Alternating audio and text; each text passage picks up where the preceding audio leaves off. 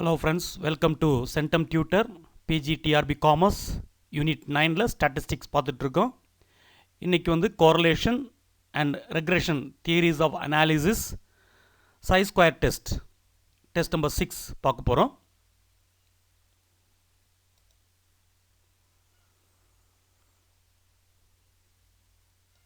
First question, dash is a statistical technique which measures and analyzes the degree or extent to which two or more variables fluctuate with reference to one another. இது ஒரு statistical technique. அது என்னத்தை measure பண்ணும், அதேமாதிரி analyse பண்ணுன்னு கேட்டிங்கன்னா, எந்த அளவுக்கு ரெண்டு variable two or more variable fluctuate ஆகும் with reference to one another, ஒன்று சார்ந்து இன்னொன்று எந்த அளவுக்கு ஃப்ளக்சுவேட் ஆகும் அப்படின்றத கண்டுபிடிக்கிறதுக்காக மெஷர் பண்ணுறதுக்கும் அனலைஸ் பண்ணுறதுக்கும் யூஸ் பண்ணக்கூடிய ஸ்டாட்டிஸ்டிக்கல் டெக்னிக் என்னன்னு கேட்டிருக்காங்க. ஸ்கிவ்னஸா, கோரலேஷனா, ரெக்ரெஷனா, ஆல் அப்படின்னு கேட்டிருக்காங்க. ரெண்டு வேரியபிள் டூ ஆர் மோர் வேரியபிளுக்கு இடையில் இருக்கக்கூடிய ஃப்ளக்சுவேஷனை with reference to one another, அதோடைய எக்ஸ்டென்ட் டிகிரியை அனலைஸ் பண்ணுறதுக்கு மெஷர் பண்ணுறதுக்கு யூஸ் பண்ணக்கூடிய ஸ்டாட்டிஸ்டிக்கல் டெக்னிக் வந்து correlation.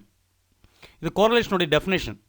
Correlation is a statistical technique which measures and analyzes the degree or extent to which two or more variables fluctuate with reference to one another. இது வந்து correlation உடைய definition. இப்போ பாருங்க, correlation between supply and price of a commodity is, இது வந்து நிறைய examples என்னுடைய வீடியோவில் தியரி வீடியோவில் கொடுத்துருக்கேன். அந்த தியரி வீடியோ பாருங்கள். கோரலேஷன் மட்டும் 3 வீடியோ நான் அப்லோட் பண்ணியிருக்கேன்.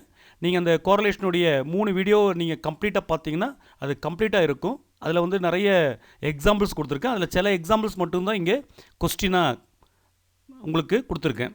இப்போ correlation between supply and price of a commodity is positive, negative, zero and none. Correlation, இந்த சப்ளைக்கும் ப்ரைஸுக்கு இடையில் இருக்கக்கூடிய கோரலேஷன். நம்ம கோரலேஷனில் வந்து positive correlation, negative correlation, no correlation அப்படின்னு 3 டைப் பார்த்துருக்கோம். பாசிட்டிவ் கோரலேஷன் அப்படின்றது ரெண்டுமே சேம் டைரக்ஷன், ரெண்டு வேரியபிளும் சேம் டைரக்ஷனில் சேஞ்ச் ஆகும். ஒன்று இன்க்ரீஸ் ஆச்சுன்னா another one is also increase, அப்படி இருந்துச்சுன்னா அது பாசிட்டிவ் கோரலேஷன். ஒன்று டிக்ரீஸ் ஆச்சுன்னா அடுத்தது இன்க்ரீஸ் ஆகும், ஒன்று இன்க்ரீஸ் ஆச்சுன்னா ஒன்று டிக்ரீஸ் ஆகும். அப்படி இருந்தால் it is a negative correlation. Opposite டைரக்ஷனில் மூவ் பண்ணும் ரெண்டு வேரியபிளும். So it is a negative correlation. ரெண்டு வேரியபிளுக்கு இடையில் எந்த விதமான லிங்க்கும் இல்லைன்னா, எந்தவித தொடர்பும் இல்லைன்னா அது ஜீரோ கோரலேஷன் அப்படி பார்த்துருக்கோம். அப்போ பாசிட்டிவ் கோரலேஷன் அப்படின்றது ஒன்று இன்க்ரீஸ் ஆனால் இன்னொரு வேரியபிள் இன்க்ரீஸ் ஆகணும். இப்போ ப்ரைஸ் அதிகமாக, மார்க்கெட்டில் கூட்ஸோடைய ப்ரைஸ் அதிகமாச்சுன்னா அந்த கூட்ஸோடைய சப்ளையும் அதிகமாகும். நம்ம எக்கனாமிக்ஸ் படிச்சிருக்கோம். மார்க்கெட்டில் ஒரு பொருளுடைய வெங்காயத்தோடைய ப்ரைஸ் அதிகமாச்சுன்னா அதை சப்ளை பண்ணக்கூடிய விவசாயி என்ன பண்ணுவாங்கன்னா அதிகமாக சப்ளை பண்ணுவாங்க. அவங்க ஸ்டாக் வச்சது கூட எடுத்து சப்ளை பண்ண தொடங்குவாங்க. ஏன்னா they are getting higher price. அப்போ ப்ரைஸ் அதிகமானால் சப்ளையும் அதிகமாகும். One is increasing, another variable also increase. So it is a positive correlation. Negative correlation அப்படியே ஆப்போசிட், ஒன்று இன்க்ரீஸ் ஆகிடுச்சு இன்னொன்று டிக்ரீஸ் ஆகும். நோ கோரலேஷன் தான் ஜீரோ. நெக்ஸ்ட் கொஸ்டின் பாருங்கள். Correlation between sale of woollen garments and day temperature is பாசிட்டிவா, நெகட்டிவா, ஜீரோவா, நன்னு கேட்டிருக்காங்க. இப்போ உள்ளன் கார்மெண்ட்ஸ் வந்து நம்ம எப்போதும் எப்போ யூஸ் பண்ணுவோம்னா வின்டர் சீசனில் தான் யூஸ் பண்ணுவோம். ரொம்ப குளிராக இருக்கும்போது தான் நம்ம உள்ளன் கார்மெண்ட்டை யூஸ் பண்ணுவோம். அப்போது டெம்பரேச்சர் இன்க்ரீஸ் ஆக நம்ம யூஸ் பண்ண உள்ளன் கார்மெண்ட்ஸோடைய சேலும் குறைஞ்சிட்டே வரும். ஏன்னா டெம்பரேச்சர் இன்க்ரீஸ் ஆகும்போது நம்மளுக்கு உள்ளன் கார்மெண்ட்ஸோடைய அவசியம் இல்லை. அப்போ உள்ளன் கார்மெண்ட்ஸ் வந்து குறையும். அப்போ சேல் ஆஃப் உள்ளன் கார்மெண்ட் வந்து டிக்ரீஸ் ஆகும் டெம்பரேச்சர் இன்க்ரீஸ் ஆச்சுன்னா. அப்போ ஒன்று இன்க்ரீஸ் ஆகும்போது இன்னொன்று டிக்ரீஸ் ஆகுது. இதே டைமில் டெம்பரேச்சர் குறையும் போது அதாவது டெம்பரேச்சர் குறையும் போது வின்டர் சீசன் வரும்போது டெம்பரேச்சர் குறையும். அப்போது சேல் ஆஃப் உள்ளன் கார்மெண்ட் வந்து இன்க்ரீஸ் ஆகும். அப்போ ஒன்று டிக்ரீஸ் ஆச்சுன்னா இன்னொன்று இன்க்ரீஸ் ஆகும். It is called inversely proportional. அப்போ that is called negative correlation. Number 4, correlation between the color of the saree and the intelligence of the lady who wear it is positive, negative, zero or none. அதாவது அந்த ஒரு women, ஒரு lady, அவங்க என்ன colour sorry உடுத்திருக்காங்களோ அதுக்கும் அவங்களுடைய இன்டெலிஜென்ஸுக்கும் உள்ள correlation. ரெண்டுக்குமே சம்மந்தமே கிடையாது.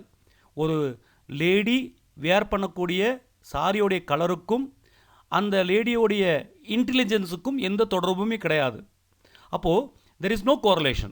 So the correlation is 0. So option C, 0 is correct. Question number 5, correlation between the yield of wheat with reference to chemical fertilizer and pesticide is. ஒரு வீட் கோதுமை விளைச்சலுக்கும் அதில் நம்ம யூஸ் பண்ணக்கூடிய கெமிக்கல் ஃபர்டிலைசர் உரங்கள் இருக்குது, வேதி உரங்கள் இருக்குது, பெஸ்டிசைட்ஸ் இருக்குது, பூச்சிக்கொல்லிகள் இருக்குது. இது ரெண்டுக்குள்ள தொடர்பு எப்படி இருக்குன்னு பார்க்குறாங்க. 3 விஷயங்கள் இங்கே இருக்குது. அப்போது ஹீல்ட் ஆஃப் வீட் ஒன்று, கெமிக்கல் ஃபர்டிலைசர், பெஸ்டிசைட், இந்த 3 விஷயத்தை நம்ம இங்கே கோரலேட் பண்ணுறோம். அப்போது இது டைப் ஆஃப் கோரலேஷன் படிக்கும்போது படிப்போம். சிம்பிள் கோரலேஷனா, மல்டிபிள் கோரலேஷனா, பார்ஷியல் கோரலேஷனா, இல்லை இது எதுவுமே கிடையாதுன்னு கேட்டிருக்காங்க. இங்கே மோர் தென் 2 இருக்குது. ஹீல்ட் ஆஃப் வீட் கோதுமையோடைய விளைச்சல் வேறு 2 விஷயத்தை சார்ந்து இருக்குது. கெமிக்கல் ஃபர்டிலைசரையும் சார்ந்திருக்கு, பெஸ்டிசைடையும் சார்ந்திருக்கு. அப்போ இங்கே 3 வேரியபிள் வந்திருக்கு. அப்போ 3 வேரியபிளுக்கு இடையில் இருக்கக்கூடிய கோரலேஷனை நம்ம கண்டுபிடிக்கிறதுக்கு நம்ம எந்த கோரலேஷன் யூஸ் பண்ணுவோம்னா மல்டிபிள் கோரலேஷன் அப்படின்வாங்க. Question number 6, correlation between yield of wheat and chemical fertilizer excluding the effect of pesticide.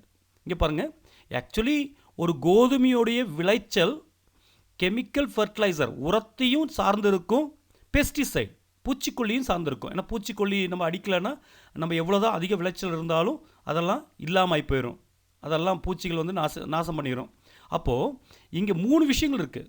கோதுமையுடைய விளைச்சல் என்பது கெமிக்கல் ஃபர்டிலைசரையும் சார்ந்திருக்கு, பெஸ்டிசைடோடைய எஃபெக்டிவும் சார்ந்திருக்கு. ஆனால் நம்ம கோரலேஷன் பண்ணும்போது கோதுமையுடைய விளைச்சலை ஹீல்ட் ஆஃப் வீட்டை வந்து கெமிக்கல் ஃபர்டிலைசர் கூட மட்டும் கோரலேட் பண்ணி பெஸ்டிசைடோட எஃபெக்டை எக்ஸ்க்ளூட் பண்ணிடுறோம். அது எடுக்கிறது இல்லை. அப்போது இது சிம்பிள் கோரலேஷனா, மல்டிபிள் கோரலேஷனா, பார்ஷியல் கோரலேஷனா, இல்லை டோட்டல் கோரலேஷனான்னு கேட்டிருக்காங்க. அப்போது இங்கே வந்து 3 ஃபேக்டர் இருக்குது, 3 வேரியபிள் இருக்குது. அதில் 1 விட்டுட்டு மீதி 2 மட்டும் எடுக்கிறதுனால இட் இஸ் கால் பகுதி, பார்ஷியல் கோரலேஷன்.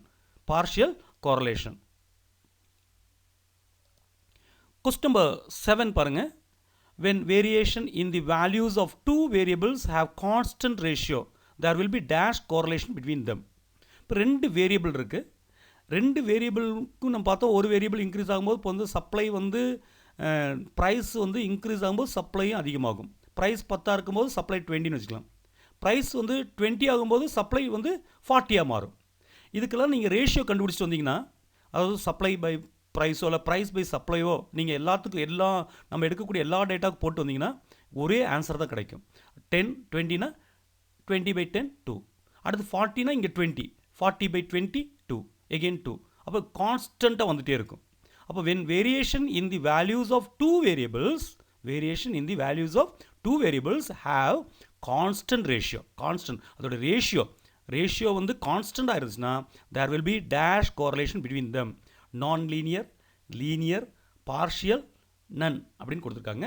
இதில் வந்து ரேஷியோ வந்து கான்ஸ்டண்ட்டாக இருந்துச்சுன்னா, அதாவது நம்ம 2 வேரியபிள் எடுக்கும்போது 2 வேரியபிளோட வேல்யூ டிவைட் பண்ணிட்டு வந்தீங்கன்னா எல்லா வேல்யூவும் அதே மாதிரி பண்ணிங்கன்னா, இப்போ வந்து சப்ளை டிமாண்ட் இருந்துச்சுன்னா சப்ளை அண்டு ப்ரைஸ் இருந்தால் நிறைய எடுப்போம், டிஃப்ரெண்ட் சப்ளைக்கு டிஃப்ரெண்ட் ப்ரைஸ் எடுப்போம். 2யும் டிவைட் பண்ணி கொண்டு வந்தீங்கன்னா எல்லாத்துக்கும் ஒரே ஆன்சர் வரும். That is called constant ratio.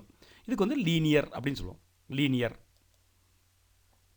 Question number 8, when double the use of fertilizer, the production of paddy would not be doubled. There will be dash correlation. இப்போது நம்ம ஏற்கனவே பார்த்தோம், கோதுமை பற்றி பார்த்தோம். இங்கே வந்து பேடி நெல் உற்பத்தி பார்க்குறோம். நெல் வந்து அதிகமாக உற்பத்தி பண்ணணுன்னா நம்ம அதிகமான ஃபர்டிலைசர் யூஸ் பண்ணணும். உரத்தை யூஸ் பண்ணுவோம். உரத்தை நம்ம ஏற்கனவே சாதாரண யூஸ் பண்ணுறத விட டபுள் உரத்தை வந்து டபுளாக போட்டால், நம்ம ஏற்கனவே பயன்படுத்தக்கூடிய உரத்தை விட 2 மடங்கு உரத்தை நம்ம பயன்படுத்தினா நம்ம எதை எதிர்பார்க்க முடியாதுன்னா பேடியோடைய ப்ரொடக்ஷனும் 2 மடங்கு ஆகும்னு எதிர்பார்க்க முடியாது. கொஞ்சம் அதிகமாகலாம், அதே அளவுக்கு எதிர்பார்க்க முடியாது. அந்த கோரலேஷனுக்கு என்ன, லீனியரா, நான் லீனியரா, மல்டிப்ளா, நன் அப்படின்னு கேட்டிருக்காங்க. இங்கே வந்து இட்ஸ் நான் லீனியர். ஏன்னா ரேஷியோஸ் வந்து கான்ஸ்டண்ட்டாக இருக்காது. நம்ம இன்புட் கொடுக்கக்கூடிய, அதாவது ஃபர்டிலைசர் போடுற அளவுக்கு ப்ரொடக்ஷனும் சேஞ்ச் ஆகுது. ஃபர்டிலைசர் அதிகமாக்கும் போது அதே அளவுக்கு பேடியோட ப்ரொடக்ஷன் இருக்குன்னு சொல்ல முடியாது. ரேஷியோஸ் வந்து டிஃப்ரெண்ட்டாக வந்துடும். ஸோ இட் இஸ் கால்ட் நான் லீனியர். லீனியர்னால் அந்த ரெண்டு வேரியபிளுக்கு இடையில் இருக்கக்கூடிய ரேஷியோ வந்து கான்ஸ்டண்ட்டாக இருக்கும். நான் லீனியர்னால் ரெண்டுக்குள்ள ரேஷியோ வந்து கான்ஸ்டண்ட்டாக இருக்காது. டிஃப்ரெண்ட் ஆன்சர் வரும். ஏன்னா ஃபெர்டிலைசர் டபுள் ஆக்கினாலும் பேடியோடைய ப்ரொடக்ஷன் டபுள் ஆகாது. சிலப்போ 1.5 மடங்கு தான் ஆகும். இது வந்து 3 மடங்கு ஆக்கும்போது சிலப்போ அது 2 தான் ஆகும். அப்போ ரேஷியோஸ் வந்து ஈக்குவலாக இருக்காது. தட் இஸ் கால்ட் நான் linear. 9th question. In the scatter diagram, trend of points is upward rising from bottom left to top right, then the correlation is. இந்த ஸ்கேட்டர் டயக்ராம் நம்ம ஏற்கனவே நான் ஒரு 6 டைப்பு ஸ்கேட்டர் டயக்ராம் வரைஞ்சி காமிச்சிருக்கேன். நீங்கள் அந்த வீடியோவில் பாருங்கள். கோரலேஷனுடைய இன்ட்ரொடக்ஷனும் அதுமாதிரி கோரலேஷனுடைய டைப்ஸ் ஆஃப் கோரலேஷன் இதை பற்றி நம்ம வந்து ஏற்கனவே வீடியோ இருக்குது. நீங்கள் வந்து சென்டம் டியூட்டரில் போய் அந்த வீடியோ சர்ச் பண்ணி பாருங்கள். அதில் வந்து அந்த ஸ்கேட்டர் டயக்ராமாக வரைஞ்சே காமிச்சிருக்கேன். அதில் பாயிண்ட்ஸ் பண்ணுவோம், மார்க் பண்ணுவோம். 2 வேரியபிளுக்கு எடுத்துகிட்டு எக்ஸ் ஆக்ஸில் ஒரு வேரியபிளும் ஒய் ஆக்ஸில் ஒரு வேரியபிள் எடுத்துகிட்டு அந்த பாயிண்ட்டை வந்து மார்க் பண்ணுவோம். அந்த பாயிண்ட் வந்து அப்போர்ட் ரைஸிங்காக இருக்கும். கீழேருந்து அப்படியே மேலே போகும். அதாவது லெஃப்ட் சைடு பாட்டத்துலேருந்து ரைட் சைடு டாப்பை பார்த்து போகும். அப்படி போயிடுச்சுன்னா that is called positive correlation. இதுலேயே கேட்கலாம். இப்போ பாருங்க, அப்போ வந்து லெஃப்ட் டாப், அதாவது பாட்டம் லெஃப்ட்லேருந்து டாப் ரைட்டுக்கு போனால் பாசிட்டிவ் கோரலேஷன். அதே மாதிரி லெஃப்ட் டாப்லேருந்து பாட்டம் ரைட்டை பார்த்து மூவ் ஆச்சுன்னா, மேலேருந்து கீழே அப்படியே இறங்கிச்சுன்னா, அந்த பாயிண்ட்ஸ் இறங்கிச்சுன்னா that is called negative correlation. எல்லா இடத்துலையும் ஸ்கேட்ராகி ஒரு பர்டிகுலர் லைனில் இல்லாமல் கண்டபடி ஸ்கேட்ராகி இருந்துச்சுன்னா ஜீரோ கோரலேஷன். இல்லை ஒரே ஒரு டாட், சிங்கிள் டாட் மட்டும் ஸ்ட்ரைட்டாக பாட்டம் லெஃப்ட்லேருந்து டாப் ரைட் வரைக்கும் போயிடுச்சுன்னா, சிங்கிள் பாயிண்ட் மட்டும் அப்படி லைனாக போயிடுச்சுன்னா அது கால்ட் பர்ஃபெக்ட்லி பாசிட்டிவ் கோரலேஷன். அதே மாதிரி டாப் லெஃப்ட்லேருந்து பாட்டம் ரைட் வரைக்கும் அப்படியே ஸ்ட்ரைட்டாக கீழே ஒரு பாயிண்ட் மட்டும் இருந்துச்சுன்னா பர்ஃபெக்ட்லி நெகட்டிவ் கோரலேஷன். அப்படி டிஃப்ரெண்ட் டைப் ஆஃப் கோரலேஷன் வந்து ஏற்கனவே டயக்ராமேட்டிக் எக்ஸ்பிளைன் பண்ணியிருக்கீங்க. அதை நீங்கள் கொஞ்சம் பார்த்தீங்கன்னா உங்களுக்கு யூஸ்ஃபுல்லாக இருக்கும், ஈஸியாக உங்கள் மைண்டில் இருக்கும். Question number 10. The coefficient of correlation is independent of. இந்த coefficient of correlation வந்து எதை சார்ந்து இருக்காது? இண்டிபெண்ட், எதை சார்ந்து இருக்காது? Change of scale only, change of origin only, both change of scale and origin, none of these. எதுக்குமே வந்து என்னன்னா ஒரு ஸ்டார்டிங் பாயிண்ட் இருக்கும், மெஷர் பண்ணுறதுக்கு ஒரு ஸ்கேல் இருக்கும், இல்லைனா ஸ்டார்டிங் பாயிண்ட் இருக்கும், ஆரிஜின் இருக்கும். இந்த கோரலேஷனுக்கு அப்படி கிடையாது. 2 விஷயத்தை நம்ம கோரலேட் பண்ணுறோம், அவ்வளோதான். 2 விஷயத்தை இருக்கக்கூடிய அந்த நிலைமையிலிருந்து 2 விஷயத்தை நம்ம இது பண்ணுவோம். இதுக்கு வந்து ஒரு தொடக்கமோ ஒரு ஸ்கேலோ கிடையாது. அப்போது கோஎஃபிஷியன்ட் ஆஃப் கோரலேஷன் அப்படின்றது independent of both change of scale and origin. இது ரொம்ப முக்கியமான விஷயம். ஏன்னா ரெக்ரேஷன் படிக்கும்போது இன்னொரு விஷயம் இருக்குது, ரெக்ரேஷன் படிக்கும்போது எதை டிபெண்ட் பண்ணியிருக்குன்னு ஒன்று இருக்குது. ஸோ இது ரெண்டுக்குள்ள வித்தியாசம். இந்த கோரலேஷன் ஆஃப் கோஎஃபிஷியன்ட் ஆஃப் கோரலேஷனுக்கும் கோஎஃபிஷியன்ட் ஆஃப் ரெக்ரேஷனுக்கும் உள்ள வித்தியாசமே இதில் தான் இருக்குது, ஒரு சின்ன வித்தியாசம். அப்போ கோஎஃபிஷியன்ட் ஆஃப் கோரலேஷன்றது independent of both change of scale and origin. ஆரிஜினையோ சேஞ்ச் ஆஃப் ஆரிஜினையோ சேஞ்ச் ஆஃப் ஸ்கேலையோ சார்ந்து இருக்கிறது கிடையாது. இட் இஸ் இண்டிபெண்டாக இருக்கும். So very important one thing. Question number 11. Carl Pearson's coefficient of correlation lies between. இது ஒரு நிறைய தடவை கேட்ட கொஸ்டின் டிஆர்பியில், இது ரிப்பீட்டடாக கேட்டிருக்காங்க. So one of the important point, இந்த 10th அப்படி தான், இந்த 11th அப்படி தான், one of the important points. Karl Pearson's coefficient of correlation lies between.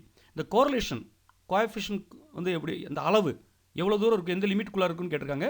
-2 to +2, 0 to +1, -1 to +1, -3 to +3 கேட்டிருக்காங்க. ஸோ கோரலேஷன் கோஎஃபிஷியன்ட் வந்துட்டு -1க்கும் +1க்கும் இடையில் இருக்கும். இப்போ -1 to +1 இதையே வேறு விதத்தில் கேட்கலாம். அதாவது வேறு விதத்தில் கொடுத்துருப்பாங்க option. -1 less than or equal to or less than or equal to +1 கொடுத்துருப்பாங்க. ஸோ கன்ஃபியூஸ் பண்ண வேண்டாம். -1 to +1 என்ன இருக்குன்னு பாருங்கள். -1 less than or equal to, அந்த less than சிம்பிளும் கீழே ஒரு கோடு இருக்கும். less than or equal to or small r, அதான் கோஎஃபிஷியன்ட் ஆஃப் கோரலேஷன் வந்து ஸ்மால் ஆர்னு சொல்லுவோம். அதேமாதிரி less than or equal to +1 அப்படி இருக்கும். -1க்கு +1 ரெண்டு சைடு இருக்கும், ப்ளஸ் ஆர் மைனஸ் இருக்கும். அதான் -1லேருந்து +1 வரைக்கும் இருக்கிறது ஆன்சர். கொஸ்டின் நம்பர் 12 பாருங்கள். Covariance implies that 2 variables would vary in the dash direction. Covariance இதுலேயே இருக்குது. வேரியன்ஸ், வேரியனா மாறக்கூடியது. கோவேரியன்ஸ்னால் ஒன்றை ஒன்று சார்ந்து மாறக்கூடியது. Covariance implies that 2 variables would vary in the same direction. ஏன்னா அதுதான் கோ வேரியன்ஸ் சொல்லும். சேம் டைரக்ஷனில் தான் எப்போவும் சேஞ்ச் ஆகும். அதனால தான் அது பேர் கோவேரியன்ஸ் அப்படின்னு சொல்கிறோம். So covariance implies that two variables would vary in the same direction. Question number 13. When the value of r is equal to plus 1, correlation is. r அப்படின்றது coefficient of correlation. coefficient of correlation வந்து plus ஒன்னாக இருந்தால் அந்த correlation வந்துட்டு positive correlation. அதில் plus one perfectly positive, ஏன்னா positive ஏற்கனவே இருக்குது. ப்ளஸ் ஒன்னாக இருந்தால் பர்ஃபெக்ட் பாசிட்டிவ் கோரலேஷனாக இருக்கும். மைனஸ் ஒன்னாக இருந்தால் பர்ஃபெக்ட் நெகட்டிவ் கோரலேஷன். இடையில இருக்கிறதா நம்ம பாசிட்டிவ் நெகட்டிவ் அப்படின்னு சொல்கிறோம். ஸோ ஆன்சர் வந்து perfect positive correlation. Perfect positive correlation. 14th question. Coefficient of correlation is also known as product moment correlation.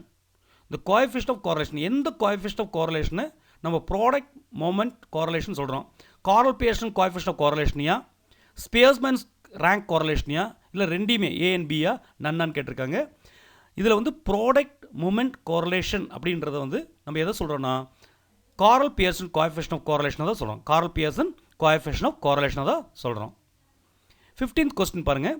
If r is near to zero, r அதாவது coefficient of correlation வந்து ஜீரோக்கு பக்கத்தில் இருந்துச்சுன்னா, ஜீரோக்கு பக்கத்தில் இருந்தால் அதை வந்து என்ன சொல்லுவோம், லெஸ் டிகிரி ஆஃப் கோரலேஷன் சொல்லுவோமா, ஹை டிகிரி ஆஃப் கோரலேஷன் சொல்லுவோமா, இல்லை நோ கோரலேஷன் சொல்லலாமா, நன் சொல்லலாமா. ஆரோட வேல்யூ வந்து எக்ஸாக்ட்லி ஜீரோவாக இருந்துச்சுன்னா நோ கோரலேஷன். இந்த ஜீரோக்கு பக்கத்தில் இருந்துச்சுன்னா, ஜீரோக்கு ஆரோட வேல்யூ ஜீரோக்கு பக்கத்தில் இருந்துச்சுன்னா நமக்கு தெரிஞ்சிக்க வேண்டியது லெஸ் டிகிரி ஆஃப் கோரலேஷனா ஹை டிகிரி ஆஃப் கோரலேஷனா அப்படின்னு மட்டும் தான் தெரிஞ்சுக்கணும். ஜீரோக்கு பக்கத்தில் இருந்தால் it's a less degree of correlation. Less degree, ஏன்னா இந்த ப்ளஸ் ஒன்னை பார்த்து போகும்போதோ ப்ளஸ் ஒன் பார்த்து ப்ளஸ் ஒன்னுக்கு பக்கத்தில் இருந்தால் high degree of positive correlation, minus ஒன்னுக்கு பக்கத்தில் போயிடுச்சுன்னா அது வந்து high degree of negative correlation. இது ஜீரோ பக்கத்தில் வரும்போது இட் இஸ் ஜீரோ வந்துச்சுன்னா நோ கோரலேஷன். அப்போ ஜீரோ பக்கத்தில் இருக்கிறனால லெஸ் டிகிரி ஆஃப் கோரலேஷன் தான் இருக்கும். கொஸ்டின் நம்பர் 16 பாருங்கள். If covariance of X and Y is equal to zero, then X ஒய்யோடைய கோவேரியன்ஸ் வந்து ஜீரோவாக இருந்துச்சுன்னா என்ன அர்த்தம்? X and Y are linearly ரிலேட்டடா, எக்ஸ் அண்ட் ஒய் ஆர் கோரலேட்டடா, எக்ஸ் அண்ட் ஒய் ஆர் அன்கோரலேட்டடா, நன்னா அப்படின்னு கேட்குறாங்க. நம்ம பார்த்தோம் கோ வேரியன்ஸ், கோ ஒரே சமயத்தில் ஒன்றா சேர்ந்து மாறுறது கோ வேரியன்ஸ் எக்ஸும் ஒய்யும். அது ஜீரோ ஆச்சுன்னா ஒன்றுமே சேஞ்ச் ஆகலைன்னு அர்த்தம். அப்போ இட் இஸ் கால்ட் அன்கோரலேட்டட். ரெண்டுமே கோரலேட் ஆகலை. X and Y are uncorrelated அப்படின்னு சொல்லலாம். Question number 17. Rank correlation was found by. Rank correlation யார் கண்டுபிடிச்சா? கால்டன், ஸ்பியர்மன், ஃபிஷர், பியர்சன் கேட்டிருக்காங்க. நம்மளுக்கு தெரியும் ரேங்க் கோரலேஷனுடைய பேரே பியர்சன் ரேங்க் கோரலேஷன் தான். Pearson Spearman correlation, Spearman rank correlation தான் நம்ம ரேங்க் கோரலேஷன் சொல்கிறோம். So rank correlation was found by Spearman. Question number 18. A perfect negative correlation is signified by. Perfect negative, perfect, பர்ஃபெக்ட்னாலே நம்ம பார்த்தோம் ஏற்கனவே -1 to +1. -1 இருந்துச்சுன்னா அதுக்கு -1 பக்கத்தில் இருந்தால் பர்ஃபெக்ட்லி நெகட்டிவ் கோரலேஷன். +1 ஆயிடுச்சுன்னா பர்ஃபெக்ட்லி பாசிட்டிவ் கோரலேஷன். இடையில இருக்கிறத பாசிட்டிவ் நெகட்டிவ் சிம்பிளாக சொல்லுவோம். அதுலேயும் வந்து ஜீரோக்கு பக்கத்தில் போயிடுச்சுன்னா அது வந்துட்டு லெஸ் டிகிரி ஆஃப் கோரலேஷன் சொல்லிடுவோம். அப்போ இங்கே பர்ஃபெக்ட் நெகட்டிவ் கோரலேஷன்னா மைனஸில் இருக்கணும், ஹையஸ்ட்டாக இருக்கணும், அதாவது -1 இருக்கணும். இங்கே பார்க்கும்போது எல்லாம் ஒரே மாதிரி இருக்கும். 0, 1, -0.1, -1.0 கொடுத்துருக்காங்க. ஸோ -1.0 தான் -1. So answer is -1. Question number 19. The Spearman correlation is used with. இந்த Spearman correlation வந்துட்டு Spearman correlationன்றது ரேங்க் கோரலேஷன், ரேங்க் பண்ணுறது. Spearman correlationன்றது ரேங்க் பண்ணுறது. அதில் நார்மல் டேட்டாவை யூஸ் பண்ணுவோமா, இல்லை இன்டர்வல் டேட்டாஸை யூஸ் பண்ணுவோமா, ரேஷியோ டேட்டாவை யூஸ் பண்ணுவோமா, ஆர்டினல் டேட்டாவை யூஸ் பண்ணுவோமா அப்படின்னு கேட்குறாங்க. ஸோ இந்த ஸ்பியர்மேன் கோரலேஷனில் வந்து எந்த டேட்டாவை யூஸ் பண்ணுவோம் அப்படின்னு கேட்டிங்கன்னா ஆர்டினல் டேட்டா தான் யூஸ் பண்ணுவோம். அப்போ நீங்கள் generally question will arise what is ordinal data. Ordinal டேட்டானா கரெக்டாக ஒரு அசெண்டிங் ஆர்டரில் டிசெண்டிங் ஆர்டரில் போகிற மாதிரி இருக்கும். அந்த மாதிரி டேட்டாஸ் இருக்கும். அதாவது ஒரு பர்டிகுலர் லெவலுக்குள்ளார் இருக்கும். ஃபார் எக்ஸாம்பிள் வந்து இப்போ வந்து ஒரு சில்லி எடுத்துக்கோங்க, மிளகாவை வந்து நம்ம வந்து ஆர்டினல் டேட்டாவை எப்படி பண்ணுவோன்னா நம்ம இங்கிலீஷில் சூப்பர்லேட்டிவ் டிகிரி படிப்போம். அதாவது காமன், அதாவது ஹாட்டஸ்ட்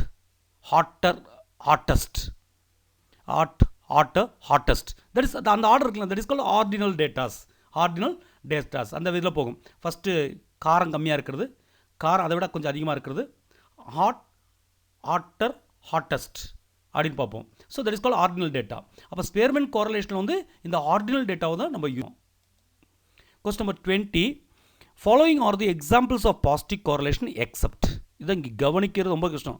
அர்ஜென்ட் பண்ணி ஆன்சர் பண்ணிங்கன்னா தப்பாயிரும், வெளியே வரும்போது தான் தெரியும் நம்ம ஆன்சர் தப்புன்னு. அதனால் 1க்கு 2 தடவையாக கொஸ்டின்ஸை படித்து வைக்கணும். மெயினாக வந்து விச் ஒன் இஸ் நாட்னு கேட்டிருப்பாங்க. நம்மளுக்கு கரெக்டானது தெரியும், அவன் கேட்டிருக்க கொஸ்டின் எது இல்லைன்னு கேட்டிருப்பான். நம்ம எது இருக்கிறதுன்னு ஃபஸ்ட் ஆப்ஷனை மட்டும் படித்து ஆன்சர் பண்ணிடுவோம். இது இங்கே பாருங்கள், இந்த கொஸ்டின் பாருங்கள், following are the examples of positive correlation. கீழே இருக்கிறதெல்லாம் பாசிட்டிவ் கோரிலேஷனோட எக்ஸாம்பிள் தான், எக்ஸப்ட் இதை தவிர. அப்போ எது கரெக்டாக பாசிட்டிவ் கோரிலேஷன் இல்லையோ அது மட்டும் எடுக்கணும். நம்ம என்ன பண்ணுவோம்னா பாசிட்டிவ் கோரிலேஷன் பார்த்ததுமே ஹாப்பியாகி positive correlation, price of commodity and supply நம்ம படித்தோம். ப்ரைஸ் அதிகமாச்சுன்னா சப்ளை அதிகமாகும், ரெண்டுமே அதிகமாகுது, positive correlation, is it correct அப்படின்னு போட்டு பாசிட்டிவ் கோரிலேஷன் டிக் பண்ணிட்டு வந்துடுவோம், ஆன்சர் மார்க் பண்ணிட்டு வந்துடுவோம். ஸோ இட்ஸ் ராங் ஆயிரும். அப்போ நீங்கள் என்ன பண்ணணும், கொஸ்டின் ரீட் பண்ணி ஃபுல்லாக ரீட் பண்ணணும். அடுத்தது பாயிண்ட் பி பாயிண்ட் பார்த்தீங்கன்னா increase in height and weight, positive correlation. Height அதிகமாகும் போது வெயிட் அதிகமாகும். Age of person and insurance premium, ஒரு ஆளுடைய வயசு அதிகமாக இன்சூரன்ஸ் ப்ரீமியம் அதிகமாக தான் பே பண்ணணும். ஸோ இது எல்லாமே பாசிட்டிவ் கோரிலேஷன் தான். ஆனால் sale of woollen clothes and day temperature அதிகமாக உல்லன் க்ளோத்தோட சேல்ஸ் வந்து குறையுன்னு பார்த்தோம். ஒன்று அதிகமாக இன்னும் குறையுது. அப்போ டி மட்டும் பாருங்கள் நெகட்டிவ் கோரிலேஷன், பாக்கி 3மே பாசிட்டிவ் கோரிலேஷனை கொடுத்துருக்காங்க. அப்போ கொஸ்டின் தான், following are the examples of positive correlation. கீழே கொடுத்த எக்ஸாம்பிள் எல்லாமே பாசிட்டிவ் கோரிலேஷனோட எக்ஸாம்பிள் தான், எதை தவிர எக்ஸப்ட். அப்போ டி தான் கரெக்டான answer. Sale of woollen clothes and day temperature is correct. அது மட்டும் நெகட்டிவ் கோரிலேஷன், அது மட்டும் தப்பாக கொடுத்துருக்காங்க. அப்போ அது கொஞ்சம் கேர்ஃபுல்லாக அந்த கொஸ்டினை ரீட் பண்ணிடணும், ஃபுல்லாக ரீட் பண்ணணும். 21st question, if the plotted points in the plane are spread all over the diagram then there is. Plotted points நம்ம ஸ்கேட்டர் டயக்ராமில் சொன்னேன் நான். லெஃப்ட் பாட்டத்தில் தொடங்கி ரைட்டு டாப்புக்கு போனாலோ, இல்லை டாப் லெஃப்டில் ஸ்டார்ட் பண்ணி அப்படியே கீழே இறங்கி ரைட் பாட்டத்தில் ஃபினிஷ் ஆனாலோ பாசிட்டிவ் கோரிலேஷன், நெகட்டிவ் கோரிலேஷன் பார்த்தோம். அதே மாதிரி இந்த ஸ்ப்ரெட் வந்து ஆல் ஓவர் தி டயக்ராம் பூரா அந்த ஸ்ப்ரெட் வந்து பாயிண்ட் அங்கங்கே எங்கே ஸ்ப்ரெட் ஆகி கிடந்துச்சுன்னா that is call no correlation. அது நீங்கள் வந்து டாப் பாட்டத்துலேருந்து பாட்டம் லெஃப்ட்லேருந்து டாப் ரைட்டுக்கு போதா அப்படியெல்லாம் நம்ம சொல்ல முடியாது, எல்லா இடத்துலையும் ஸ்ப்ரெட் ஆகி கிடக்கும். So there is no correlation. Question number 22, the diagrammatic representation of two variable is called diagrammatic representation of two variables. 2 வேரியபிளை டயக்ராமேட்டிக்காக represent பண்ணுறதை நம்ம என்னென்னு சொல்லுவோம், ஸ்கேட்டர் டயக்ராம் சொல்லுவோமா, பார் டயக்ராம் சொல்லுவோமா, இல்லை ஹிஸ்டோகிராம் சொல்லுவோமா. So none. இது இப்போ தான் பார்த்தோம் நம்ம. 2 வேரியபிள்ஸ் கோரிலேஷன் மெயினாக, பர்டிகுலர்லி கோரிலேஷன். 2 வேரியபிள்ஸோடைய டயக்ராமேட்டிக் ரெப்ரசன்டேஷன் வந்து scatter diagram. Question number 23, probable எரருடைய ஃபார்முலா. இதுவும் ரிப்பீட்டடாக கேட்கக்கூடிய கொஸ்டின் கேட்டிருக்காங்க. அதுக்கு கேட்பாங்கன்னு சொல்ல முடியாது, பட் மேபி எந்த கொஸ்டின் பார்த்துக்கணும். நம்ம ஒரே கொஸ்டினை வந்து எப்படி வேணாலும் மாற்றி கேட்கலாம். ஸோ கேர்ஃபுல்லாக பார்த்து வைக்கணும். நம்ம ஏற்கனவே சொல்லுவோம், இந்த மாதிரி பாயிண்டில் நம்பர் வரும்போது எல்லா நம்பரும் ஒரே மாதிரி இருக்கும். அப்போ மேலோட்டமாக பார்த்துட்டு போனால் நம்மளால் ஆன்சர் பண்ண முடியாது. அந்த மாதிரி பாயிண்ட்டெல்லாம் வரும்போது 0.67445 0.06745 ஸோ மேலே ப்ளஸ்ஸாக மைனஸாக இந்த வேல்யூலாம் ரொம்ப கேர்ஃபுல்லாக பார்க்கலன்னா இந்த கொஸ்டின் ஆன்சர் பண்ண முடியாது. நம்மளுக்கு தெரியும், நம்ம பார்த்துருப்போம், but we are not able to answer. அப்போ வந்து அந்த மாதிரி சிச்சுவேஷன் வராமல் இருக்கணும்னா இந்த மாதிரி பாயிண்டெல்லாம் ஒரு பேப்பரில் எழுதி வச்சு எங்கேயாச்சும் நீங்கள் படிக்கக்கூடிய இடத்துல ஸ்டிக் பண்ணி வச்சுக்கோங்க. எப்போதும் ரிப்பீட்டடாக பாருங்கள். அப்போ கரெக்டான ஆன்சரை மட்டும் பாருங்கள். இந்த 4 ஆப்ஷனில் வச்சு பார்க்க வேண்டாம். இந்த மாதிரி பாயிண்ட்டாக வரக்கூடிய சில விஷயங்கள், ஃபார்முலாஸ் எல்லாம் வந்து ஒரு பேப்பரில் எழுதி நீங்கள் படிக்கக்கூடிய இடத்துல வச்சிட்டிங்கன்னா எப்போதும் டெய்லி பார்த்துட்டே இருந்தாலே போதும். நம்மளை தெரியாமலே அன்கான்சியஸாக நம்ம மைண்டில் ஃபிக்ஸ் ஆயிரும். எப்போ கேட்டாலும் ஆன்சர் கரெக்டாக வரும். ஸோ இங்கே ப்ராபபிள் எரருடைய ஃபார்முலா வந்து option C, 0.6745 into 1 - r² divided by root of n.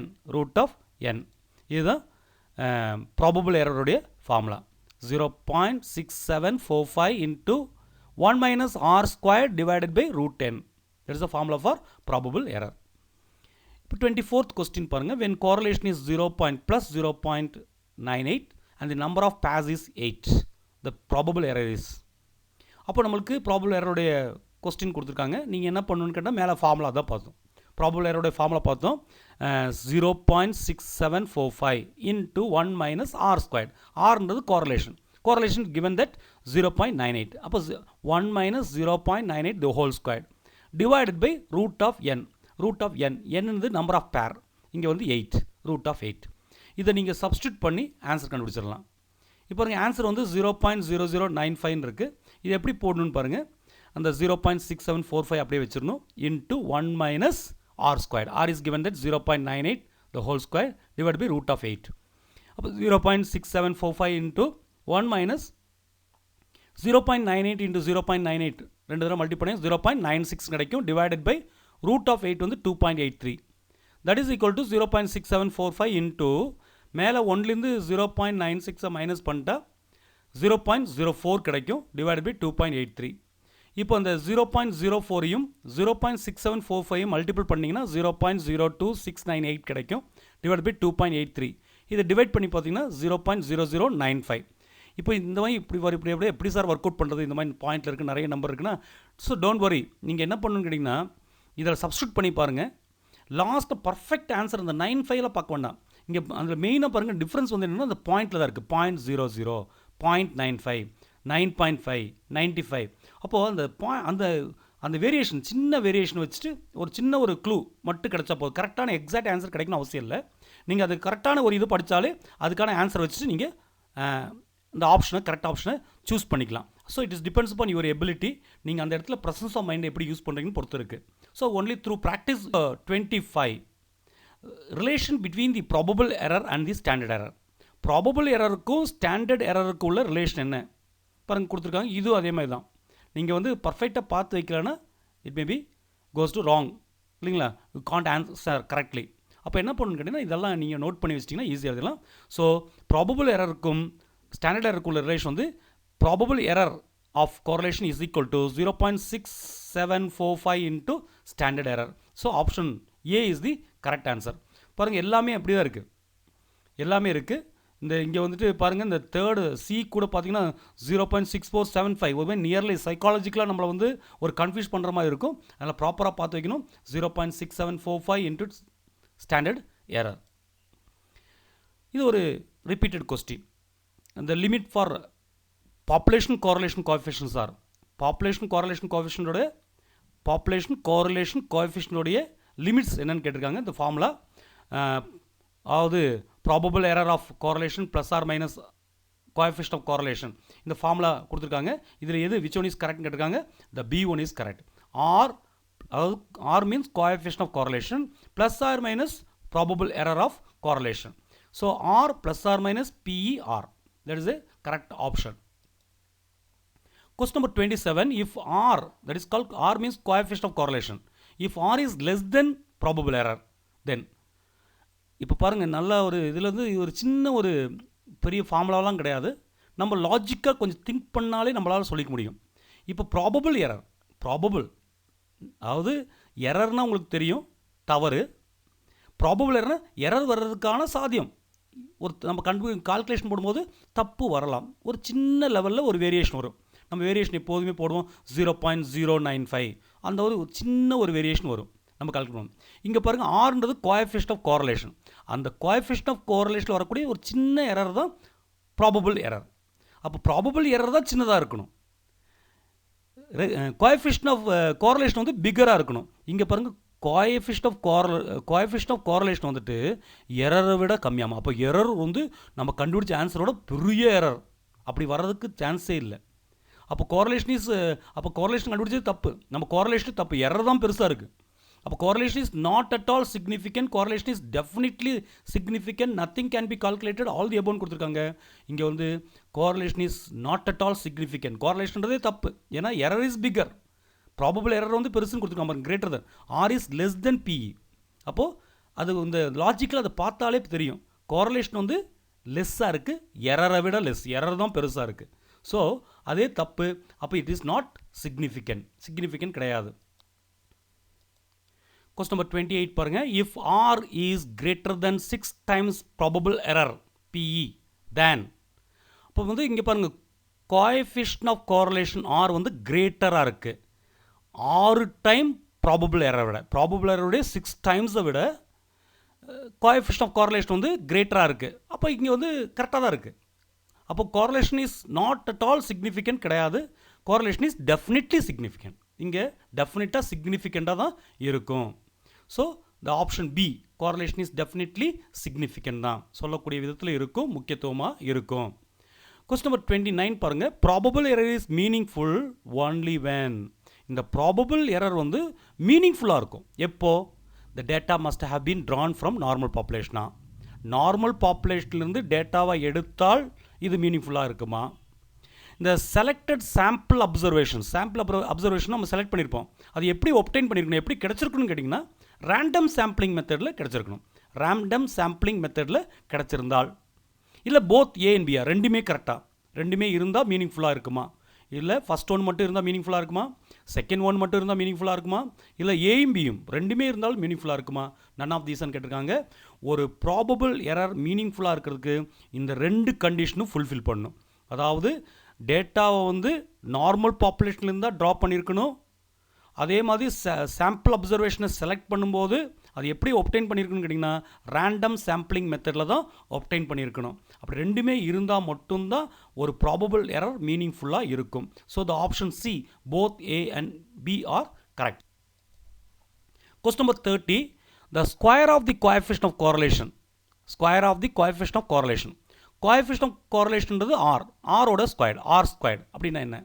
Coefficient of டிட்டர்மினேஷனா, கோஎஃபிஷியன்ட் ஆஃப் அலினேஷனா, கோஎஃபிஷியன்ட் ஆஃப் நான் டிட்டர்மினேஷனா, நன் அப்படின்னு கொடுத்துருக்காங்க.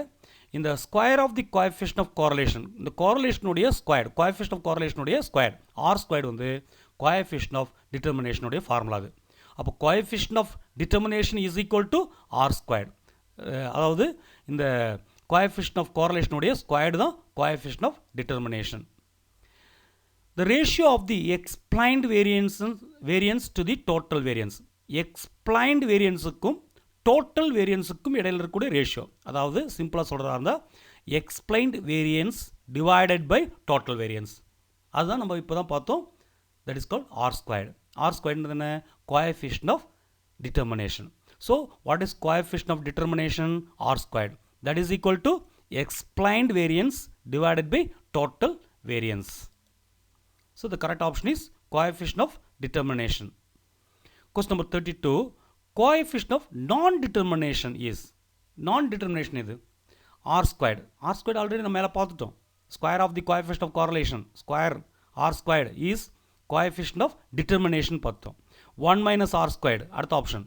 அடுத்த ஆப்ஷன் சி பாருங்க. Plus R minus root 1 minus r ஸ்கொயர்டா all the above கேட்டிருக்காங்க. So coefficient of non-determination is 1 minus r squared. 1 minus r squared. அப்போ 1 minus r squared. That is meaning is what? 1 minus, what is r squared? Explained variance divided by total variance. 1 minus explained variance divided by total variance. Otherwise நம்ம என்ன சொல்லலாம்? It is equal to non-determination உடைய coefficient is equal to, இது வந்து explained variance, நீங்கள் வந்து மாற்றலாம் unexplained variance divided by total variance. Total வேரியன்ஸ்னு ரெண்டும் சேர்ந்தது, எக்ஸ்பிளைனும் அன்எக்ஸ்பிளைனும். எக்ஸ்பிளைனுக்கும் டோட்டல் வேரியன்ஸுக்கும் பார்த்தா கோஎஃபிஷியன்ட் ஆஃப் டிட்டர்மினேஷன், அன்எக்ஸ்பிளைன்ட் வேரியன்ஸுக்கும் டோட்டல் வேரியன்ஸுக்கும் பார்த்தா நான் டிட்டர்மினேஷன். அப்போ 1 மைனஸ் ஆர் ஸ்கொயர் தான் இங்கே answer. Otherwise call 1 minus explained variance divided by total variance. Otherwise call இதை சிம்பிளிஃபை பண்ணால் unexplained variance divided by total variance கிடைக்கும். Question number 33. The square root of the coefficient of non-determination is. இந்த non-determination square root, non-determination நம்ம பார்த்தோம் 1 minus r squared, 1 minus r squared, அதுக்கு square root போட்டால் ஒரு square root of 1 minus R square plus r square root போட்டு வரும்போது square root போடும்போது plus R minus வரும். ஸோ plus R minus square root of 1 minus r squared. இது coefficient of டிட்டர்மினேஷனா, கோஎஃபிஷியன்ட் ஆஃப் அலினேஷனா, கோஎஃபிஷியன்ட் ஆஃப் கோரலேஷனா, நான் கேட்டிருக்காங்க. It is called coefficient of alienation. Coefficient of அலினேஷன்றது plus or minus square root of 1 minus r squared, plus or minus square root of 1 minus r squared. இல்லை பாருங்கள், coefficient of alienation is formula நான் சொல்லிட்டேன், r squared கிடையாது, 1 minus r squared. r squaredன்றது coefficient of determination, 1 minus r squaredன்றது coefficient of non-determination, plus R minus square root of 1 minus R square. அதாவது 1 minus R ஸ்கொயர்ன்றது coefficient of non determination, அதோடைய square root வந்து coefficient of alienation. So option C is A correct. அந்த ரூட் வந்து முன்னால் மட்டும் தான் இருக்குது, அது மேலே ஃபுல்லாக வரணும். Plus R minus square root of 1 minus R square. அந்த 1 மைனஸ் ஆர் ஸ்கொயர் கம்ப்ளீட்டாக அந்த ரூட் இருக்கணும். ஆனால் நம்ம கம்ப்யூட்டர் டைப் பண்ணும்போது முன்னால் இருக்க ஆறு மட்டும் ஸ்கொயர் ரூட் மட்டும் தான் கிடைக்குது, மேலே கோடு போட விட்டுட்டேன். இப்போ பாருங்கள் 35th question, the standard error of r is. Standard error என்னென்னு பார்க்கணும். இந்த ஸ்டாண்டர்ட் எரர்ன்றது நம்ம ஏற்கனவே ப்ராபபிள் எரருக்கும் ஸ்டாண்டர்ட் எரருக்குள்ள ரிலேஷன் பார்த்ததுலேயே வந்துடும். அப்போது இந்த 0 பாயிண்ட் அந்த முன்னால் இருக்கக்கூடிய value into standard error. Standard எரருடைய formula 1 plus r square divide by root of என்ன, 1 plus r square divide by என்ன, 1 minus R square divide by root என்ன, 1 minus R square divide by என்னன்னு கேட்டிருக்காங்க. So it's also very very careful. So நீங்கள் திருப்பி repeat பண்ணி பார்த்துக்கோங்க. The option C is correct one. Standard error of coefficient of correlation is equal to 1 minus r square divided by root of n. So be careful in this type, answering this type of question. Question number 36. Spearman's rank correlation of coefficient is. Spearman's rank correlation of formula என்ன கேட்டிருக்காங்க. That is also இதெல்லாம் ஃபார்முலாலாம் எப்போதும் நீங்கள் நிறைய தடவை எழுதி வச்சு பார்த்தா மட்டும் தான் ஆன்சர் பண்ண முடியும். எல்லாமே ஒரே மாதிரி இருக்கும். இங்கே வந்து ஆப்ஷன் ஏ தான் Spearman's rank correlation coefficient 1 minus 6 times sigma d square divided by n cube minus n. That is the correct option. Question number 37. A mathematical measure expressing the average of relationship between two or more variables in terms of the original units of the data is. So it's very important. ஒரு important definition இது. எந்த mathematical measure average of relationship between two or more variable, ரெண்டு இல்லைன்னா ரெண்டுக்கு மேலே இருக்கக்கூடிய வேரியபிளுடைய ரிலேஷன்ஷிப்போட ஆவரேஜை சொல்லக்கூடியது, அதுவும் இன் டேர்ம்ஸ் ஆஃப் ஒரிஜினல் யூனிட்டில் சொல்லணும். டேட்டாவுடைய ஒரிஜினல் யூனிட்டில் சொல்லக்கூடிய ஒரு மெஷர், மேத்தமெட்டிக்கல் மெஷர். அதை நம்ம படிக்க போகிறது இந்த லெசனுடைய டாப்பிக் அதுதான். So that is call regression. Regression தான் என்ன பண்ணுவோன்னா, ரெண்டு வேரியபிளுக்கு இடையில் இருக்கக்கூடிய ரிலேஷன் பார்த்தா அது கோரலேஷன், ரெண்டு வேரியபிளுக்கு இடையில் இருக்கக்கூடிய ஆவரேஜ் ஆஃப் ரிலேஷன்ஷிப் பார்த்தா that is called regression. Question number 38. Literal meaning of regression. சாதாரணமாக நம்ம சொன்னோம், mathematical measure expressing the average of relationship between two or more variables in terms of the original unit of the data is called regression அப்படின்னு பார்த்தோம். இதோட literal meaning என்ன அப்படின்னு பார்த்தீங்கன்னா, moving backward, going back, the return to the mean value, all the above கேட்டிருக்காங்க. Moving backward, திரும்ப பழையபடி வருது. ஆக்சுவலி நம்ம மீன்லேருந்து தான் எல்லாமே கால்குலேட் பண்ணுவோம். எல்லா டீவியேஷன்ஸையும் மீன்லேருந்து எங்கே சென்டர் வேல்யூ இல்லைனா மீன்லேருந்து எவ்வளோ தூரத்தில் இருக்குன்னு பார்ப்போம். அப்போது இது வந்து மூவிங் பேக்வர்டு, திருப்பி பழையபடியாக வருதா, கோயிங் பேக்கா, இல்லை return to the mean value, திருப்பி மீன் வேல்யூக்கு வருதான் பார்க்கும்போது இதில் ஆல் தி அபவான்னு கேட்கும்போது literal meaning of regression is, இது மூணுமே ஒரே மீனிங் தான். மூவிங் பேக்வேர்ட்னாலும் சரி, கோயிங் பேக்கும் அதே மீனிங் தான், ரிட்டர்ன் டு தி மீன் வேல்யூனாலும் திரும்ப பழையபடி சென்டர் வேல்யூக்கே வரும். ஸோ இது எல்லாமே வந்து ரெக்ரெஷன் தான். ஸோ ரெக்ரெஷன்னா திரும்ப பழையபடி வர்றது, அதாவது moving backward, moving going back, return to the mean value, everything is correct. மூணுமே ரெக்ரெஷனுடைய லிட்ரல் மீனிங் தான். 39th question. Sir Francis Galton used regression in the study of trends, heredity, production, all the above. இவர் தான் first regression use பண்ணுறாரு. எதை sir Francis கேல்டன் எதை study பண்ணுறதுக்காக இந்த ரெக்ரெஷன் யூஸ் பண்ணார் அப்படின்னு கேட்டிருக்காங்க. ட்ரெண்டை பற்றியா, ட்ரெண்டு தெரியும், சேல்ஸ் ட்ரெண்டு, பர்ச்சேஸ் ட்ரெண்ட் எப்படி இருக்குன்னு பார்க்குறதுக்கா, மெயினாக சேல்ஸ் ட்ரெண்டு பார்ப்போம். அதே மாதிரி ஹெரிடிட்டி அதாவது மரபு தன்மை, நம்ம பேரண்ட்லேருந்து குழந்தையிலேருந்து அடுத்த ஜென்ரேஷனுக்கு அப்படியே ஹெரிடிட்டி மாறி போயிட்டே இருக்கும், மரபு மாறிட்டே இருக்கும், அதை பற்றியா, இல்லை ப்ரொடக்ஷன் உற்பத்தியை பற்றியா, இல்லை ஆல் தி அபவ்னு கேட்டிருக்காங்க. இந்த சர் ஃப்ரான்சிஸ் கேல்டன் ரெக்ரெஷனை எது ஸ்டடி பண்ணுறதுக்கு யூஸ் பண்ணாருன்னா, ஹெரிடிட்டியை ஸ்டடி பண்ணுறது தான் யூஸ் பண்ணார். 40th question. In regression analysis independent variable also known as. இங்கே ரெக்ரெஷனில் வந்து ரெண்டு இருக்குது, இண்டிபெண்ட் வேரியபிளும் டிபெண்ட் வேரியபிளும் அப்படின்னு இருக்குது. சில வேரியபிள்ஸ் வந்து இண்டிபெண்ட்டாக இருக்கும், சில வேரியபிள் இண்டிபெண்ட் வேரியபிள், மற்றதை டிபெண்ட் பண்ணி இருக்காது. சில வேரியபிள் வந்து டிபெண்ட் வேரியபிளாக இருக்கும், மற்றதை டிபெண்ட் பண்ணியிருக்கும்.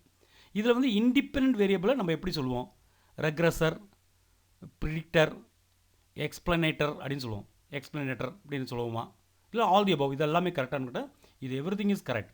இந்த இண்டிபெண்ட் வேரியபிளை வந்து நம்ம வந்து ரெக்ரெசர்னு சொல்லுவோம், ப்ரிடிக்டர்னு சொல்லுவோம், எக்ஸ்பிளனேட்டர்னு சொல்லுவோம். இதே வந்து டிபெண்ட் வேரியபிளுக்கு இதே கொஞ்சம் மாற்றி சொல்லுவோம், ரெக்ரெசி அப்படின்னு மாற்றி சொல்லிடுவோம். ஸோ என்னென்னு பார்க்கலாம் அடுத்து. So 41st question, since most of the problems of economic analysis are based on cause and effect relationship. Cause and effect relationship, காரணமும் அதனுடைய விளைவுகளும், அந்த ரிலேஷன்ஷிப் சொல்கிறது தான் எல்லா எக்கனாமிக் அனாலிசிஸும் இருக்கும். The DAS analysis is the highly valuable tool in economic and business research. அதனால தான் இந்த அனாலிசிஸ் வந்து ரொம்ப valuable tool, economic and business research பண்ணுறதுல ரொம்ப ஹைலி வேல்யூபிள் டூலாக இருக்கும். விச் அனாலிசிஸ் கேட்டிருக்காங்க. ஸோ இதில் வந்து எந்த அனாலிசிஸ் வந்து காஸ் அண்ட் எஃபெக்ட் ரிலேஷன்ஷிப்பில் இருக்கோ அதை தான் யூஸ் பண்ண முடியும். இதில் கோரலேஷன் இருக்குது, ரெக்ரெஷன் இருக்குது, இல்லை ரெண்டுமேன்னு கேட்டிருக்கான், நன்னான்னு கேட்டிருக்கான். இதில் காஸ் அண்ட் எஃபெக்டிவ் ரிலேஷன்ஷிப் இருக்கக்கூடிய பேஸ் பண்ணியிருக்கக்கூடிய ரிலேஷன் வந்து ரெக்ரெஷன் தான் காஸ் அண்ட் எஃபெக்ட் ரிலேஷன்ஷிப் இருக்கக்கூடிய, அதை பேஸ் பண்ணியிருக்கக்கூடிய analysis. Question number 42, the 2 lines of regression. நமக்கு அப்புறம் 2 லைன் இருக்கும், ரெக்ரெஷனில் 2 லைன் இருக்கும்.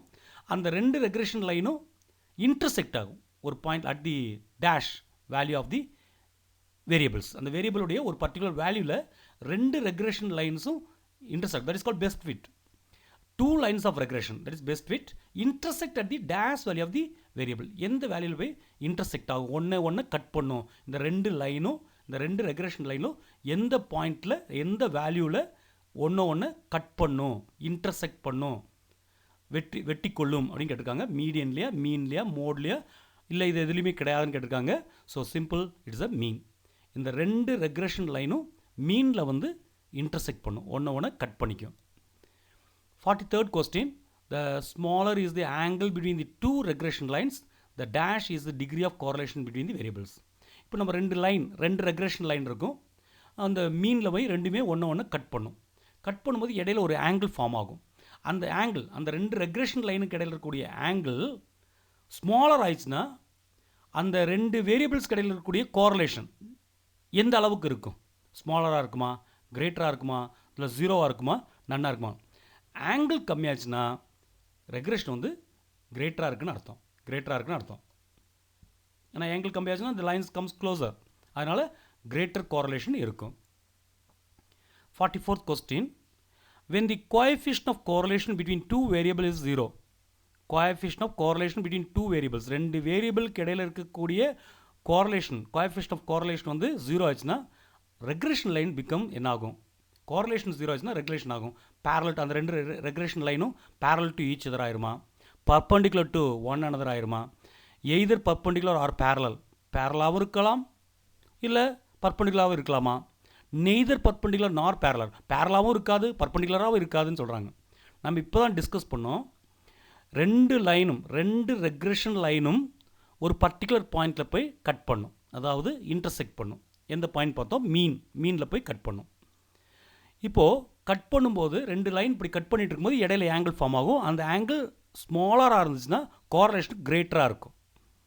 இங்கே அதே கொஸ்டின் பாருங்கள், 2க்கு இடையில இருக்கக்கூடிய கோரலேஷன் வந்து 0 ஆகணும். அப்போது ஆங்கிள் ஸ்மால் ஆயிடுச்சுன்னா கோரலேஷன் அதிகமாகும். இங்கே கோரலேஷன் என்ன ஆகணும்? 0 ஆகணும். அப்போ 2 லைனுக்கு எப்படி இருக்கணும் பார்த்திங்கன்னா, எப்போதும் கோரலேஷன் 0 ஆயிடுச்சுன்னா ஆங்கிள் வெரி பிக் ஆயிரும். ஹையஸ்ட் ஆங்கிள் வந்து இங்கே 2 லைனுக்கு இடையில் இருக்கக்கூடிய ஹையஸ்ட் ஆங்கிள் வந்து 90 டிகிரியாக இருக்கும். ஸோ பர்பண்டிகுலர் டு ஈச் அதராக இருக்கும், ஒன்று செங்குத்தாக இருக்கும். ஒரு லைன் வந்து பேரலாக வரைஞ்சா இன்னொரு லைன் வந்து பர்பண்டிகுலராக வரையணும். அந்த மாதிரி ரெக்ரெஷன் லைன்ஸ் இருக்கும். அப்போ ஆங்கிள் 90 டிகிரியாக இருக்கும். ஸோ கோஎஃபிஷியன்ட் ஆஃப் கோரலேஷன் வந்து 2 வேரியபிளுக்கு இடையில் இருக்கக்கூடிய கோஎஃபிஷியன்ட் ஆஃப் கோரலேஷன் 0 ஆச்சுன்னா ரெக்ரெஷன் லைன் வந்து perpendicular to each other. So it's one of the important point about regression lines. இந்த மூணுமே பாருங்கள் ஒன்று ரிலேட்டடாக இருக்கும். எந்த பாயிண்டில் ரெக்ரெஷன் லைன் கட் ஆகும்னு கேட்டால் மீனில். அந்த கட் பண்ணும்போது இடையில இருக்க ஆங்கிள் ஸ்மாலர் ஆயிடுச்சுன்னா கோரலேஷன் கிரேட்டராக இருக்கும். எப்போ கோரலேஷன் 0 இருக்கும்? இந்த லைன்ஸ் ரெண்டுமே, ரெக்ரெஷன் லைன் ரெண்டுமே பர்பண்டிகுலர் டு இதராக இருந்தால், ஒன்றுக்கு ஒன்று செங்குத்தாக இருந்துச்சுன்னா. Question number 45, the dash between regression coefficient is the coefficient of correlation. the dash between, இதுக்கு 2 ரெக்ரெஷன் கோஎஃபிஷியன்ட் இடையில் இருக்கக்கூடிய இதான் நம்ம என்ன கோஎஃபிஷியன்ட் ஆஃப் கோரலேஷன் சொல்கிறோம். இந்த 2க்கு இடையில் இருக்கக்கூடிய டேஷ் பிட்வீன் ரெக்ரெஷன் கோஎஃபிஷியன்ட், இதுக்கு இடையில் இருக்கக்கூடிய ரெக்ரெஷன் கோஎஃபிஷியன்ட் தான் நம்ம கோஎஃபிஷியன்ட் ஆஃப் கோரிலேஷன் சொல்கிறோம். அடுத்து அர்த்தமெட்டிக் மீனா, ஜியாமெட்ரிக் மீனா, ஹார்மோனிக் மீனா, டிஸ்பர்ஷனாக கேட்டிருக்காங்க.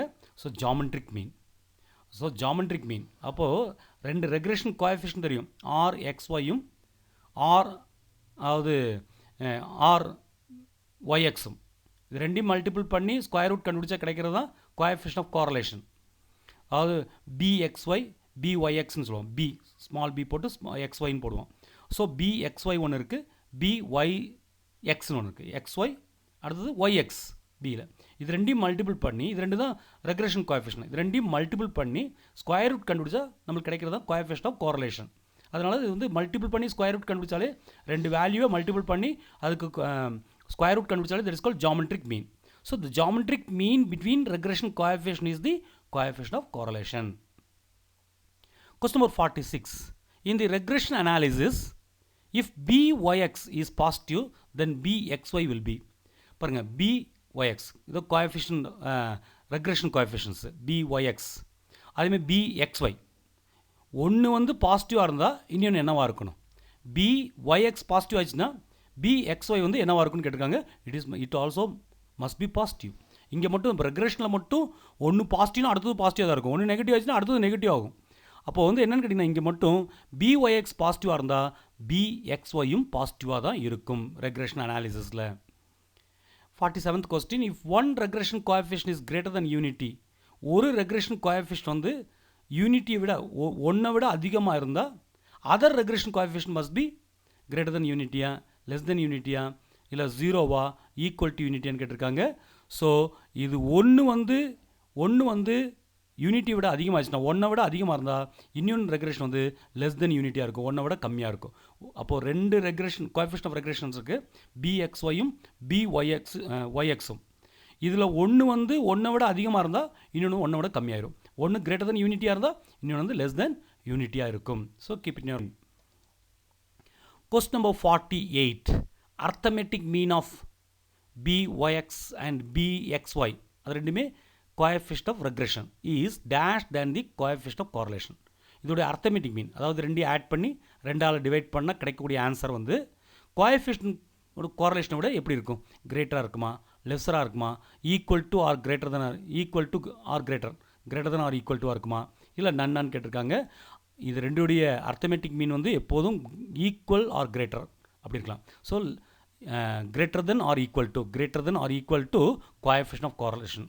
அப்போது இந்த பிஒய்எக்ஸ் பிஎக்ஸ்ஒய்ன்றது ரெக்ரெஷன் கோஎஃபிஷியன்ட். இந்த ரெக்ரெஷன் கோஎஃபிஷியன்டோடைய அர்த்தமெட்டிக் மீன் எப்பொழுதும் ஈக்குவலாக இருக்கலாம், கோரிலேஷனுக்கு ஈக்குவலாக, கோஎஃபிஷியன்ட் கோரிலேஷனுக்கு ஈக்குவலாக இருக்கலாம், இல்லை கோஎஃபிஷியன்ட் ஆஃப் கோரிலேஷனை விட அதிகமாக இருக்கலாம்.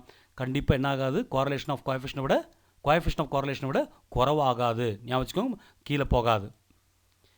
Regression coefficients are independent of both origin and scale, only origin, scale only none. நம்ம ஏற்கனவே பார்த்தோம் கோஎஃபிஷியன்ட் ஆஃப் கோரிலேஷன் பார்த்தோம். கோஎஃபிஷியன்ட் ஆஃப் கோரிலேஷன் வந்து independent of both origin and scale. ஸ்கேலும் கிடையாது, ஆரிஜினையும் டிபெண்ட் பண்ணியிருக்காது, ரெண்டுலேருந்து இண்டிபெண்ட்டாக இருக்கும். இங்கே ரெக்ரெஷன் ஆஃப் கோஎஃபிஷியன்ட் வந்துட்டு இண்டிபெண்டன்ட் ஆஃப் ஆரிஜின் ஒன்லி. ஸ்கேலை டிபெண்ட் பண்ணி தான் இருக்கும், ஆரிஜின் கிடையாது, ஆரிஜினை டிபெண்ட் பண்ணி இருக்காது. இதுதான் டிஃப்ரென்ஸ் பிட்வீன் ரெக்ரெஷன் கோஎஃபிஷியன்ட்டுக்கும் கோரிலேஷன் கோஎஃபிஷியன்ட்டுக்குள்ள வித்தியாசம். கோரிலேஷன் கோஎஃபிஷியன்ட் வந்து ரெண்டுமே டிபெண்ட் பண்ணியிருக்காது, independent of both origin and scale. ஆனால் ரெக்ரெஷன் ஆஃப் கோஎஃபிஷியன்ட் வந்துட்டு இண்டிபெண்டன்ட் ஆஃப் ஆரிஜின் ஒன்லி, ஆரிஜினை மட்டும் தான் இண்டிபெண்ட்டாக இருக்கும், ஸ்கேலை டிபெண்ட் பண்ணி தான் இருக்கும். Question number 50. The further the two regression lines cut each other, ரொம்ப தூரத்தில் போய் ரெண்டு ரெக்ரெஷன் லைன் கட் ஆயிடுச்சுன்னா the greater will be degree of correlation வந்து கிரேட்டராக இருக்கும், இல்லை டிகிரி ஆஃப் கோரிலேஷன் லெஸ்ஸராக இருக்கும், no correlation none of these அப்படின்னுக்காங்க. ரொம்ப தூரத்தில் போய் கட் ஆயிடுச்சுன்னா lesser will be the degree of correlation. Further the two regression lines cut each other, the lesser will be the degree of correlation. Question number 51. பாருங்க, coefficient of rxy is equal to ryx, then the correlation between x and y is rxy. Coefficient of correlation of xy is equal to coefficient of correlation of yx, then correlation between x and y is symmetric இருக்குமா, no கோரலேஷனா நான் லீனியராக நன்னான்னு கேட்டிருக்காங்க. ரெண்டுமே equal ஆச்சுன்னா, இந்த ரெண்டு இதுவுமே RXYயும் RYXும் equal ஆச்சுன்னா it's call symmetric correlation. ஒரே மாதிரி சமச்சீராக இருக்கும். Question number 52. The dash of psi square distribution is equal to the number of degrees of freedom. Dash of psi square distribution. இதில் எந்த மீனா மீடியன் ஆஃப் psi square distributionா இல்லை மோட் ஆஃப் psi square distributionா இதில் வந்து equal to the number of degree of freedom. இது வந்து நம்பர் ஆஃப் டிகிரி ஆஃப் ஃப்ரீடத்துக்கு ஈக்குவலாக இருக்கும். டிகிரி ஆஃப் ஃப்ரீடம்ன்றது படிப்போம். டிகிரி ஆஃப் ஃப்ரீடம் எப்படி கொண்டா நம்மளுக்கு வந்து அப்சர்வ்டுக்கும் எக்ஸ்பெக்டடுக்கும் உள்ள வேரியேஷன் கண்டுபிடிக்கிறது தான் சை ஸ்கொயர் டெஸ்ட்டு. இந்த சை ஸ்கொயர் டிஸ்ட்ரிபியூஷனில் வந்துட்டு நம்ம டேபிளர் காலம் போட்டிருப்போம். டேபிளர் காலத்தில் வந்து ரோஸ் அண்ட் காலம்ஸ் இருக்கும். அந்த ரோஸ் காலத்தோடைய நம்பரை பொறுத்து இருக்கிறது தான் டிகிரி ஆஃப் ஃப்ரீடம். அது எப்படி கண்டுபிடிக்கிறது ஃபார்முலா பின்னால் பார்க்கலாம். அந்த டிகிரி ஆஃப் ஃப்ரீடமும் இதுவும் ஈக்குவலாக இருக்கும். பார்த்திங்கன்னா இங்கே வந்து மீனும் ஒரு சை ஸ்கொயர் டிஸ்ட்ரிபியூஷனோட மீன் எவ்வளோ, that is equal to degree of freedom. Number of degree of ஃப்ரீடமுக்கு ஈக்குவலாக இருக்கும். 53. The smallest possible value of psi square is smallest possible value. Psi squareல smallest possible value நம்ம coefficient of correlationல பார்த்தோம். -1 தான் smallest value, highest value வந்து +1. அப்போ -1க்கும் +1க்கு இடையில தான் அதோடைய லிமிட்ஸ் இருக்குன்னு பார்த்துருக்கோம். இப்போ வருங்க smallest possible value of psi ஸ்கொயருடைய ஸ்மாலஸ்ட் பாசிபிள் வேல்யூ 0வா -1ஆ -3ஆ இன்ஃபினிட்டின்னு கேட்டிருக்காங்க. The smallest possible value 0. அப்போ பாருங்கள் சை ஸ்கொயர் டெஸ்ட்டில் மினிமம் லோவஸ்ட் வேல்யூ 0, ஹையஸ்ட் வந்து இன்ஃபினிட்டி. 0 to infinity தான் psi square test. Smallest possible value வந்து psi square is 0. The highest possible value of psi square is infinity, முடிவில்லாமல் இருக்கும். Question number 54. Where the degree of freedom, that is called df, is 30 or less than the distribution of psi square. அப்போ இந்த degree of freedom ஒரு distribution of psi ஸ்கொயருடைய degree of freedom வந்து 30 கீழேயோ இருந்துச்சுன்னா அந்த curve அந்த சை ஸ்கொயர் வந்து எப்படி இருக்கும், நார்மலாக இருக்குமா, ஸ்கீவ்டாக இருக்குமா, சிமெட்ரிக்கலாக இருக்குமா நன்னான்னு கேட்டிருக்காங்க. ஸோ 30 ஆர் லெஸ்ஸாக இருந்தால் அது ஸ்கீவ்டாக இருக்கும். 30க்கு மேலே போயிடுச்சுன்னா அந்த டிகிரி ஆஃப் ஃப்ரீடம் அதிகமாக அந்த சை ஸ்கொயருடைய கர்வ் வந்து இட் ரீச் நார்மல். அதாவது நார்மல் தான் சிமெட்ரிக்கலாக மாறும். நார்மல் அண்ட் சிமெட்ரிக்கலாக சேம். நார்மலாக மாறும், பெல் ஷேப் கர்வாக மாறும், சிமெட்ரிக்கல் கர்வாக மாறும். எப்போனா 30க்கு மேலே தான். 30 கீழே இருந்தால் இட் இஸ் ஸ்கீவ்டு. பொதுவாக வந்து பாசிட்டிவ்லி ஸ்கீவ்டாக இருக்கும். Question number 55. For a contingency table, நான் சொன்னேன் 2 டேபிளில் ரோஸ் அண்ட் காலம்ஸ் இருக்கும். தட் டேபிள் இஸ் கால்டு, இந்த சை ஸ்கொயர்லேயே கொடுப்பாங்க டேபிள் இருக்கும். ஒரு மெடிசன் கொடுத்துட்டு அதோட மெடிசனுடைய எஃபெக்ட் என்ன அப்படின்னு சொல்லி செக் பண்ணுவோம். டிஃப்ரெண்ட் கேட்டகரியை யூஸ் பண்ணுவோம். ஸோ ஹேரே யூஸ் பண்ணுவோம். அப்போது அதில் அந்த டேபிளுக்கு பேர் வந்து கண்டின்ஜென்சி டேபிள். அந்த கண்டின்ஜென்சி டேபிளில் R நம்பர் ஆஃப் ரோஸும் C நம்பர் ஆஃப் காலம்ஸும் இருக்குன்னா what is freedom, degree of freedom கேட்டிருக்காங்க. எப்படி டிகிரி ஆஃப் ஃப்ரீடம் கண்டுபிடிப்பீங்க அப்படின்னு கேட்டிருக்காங்க.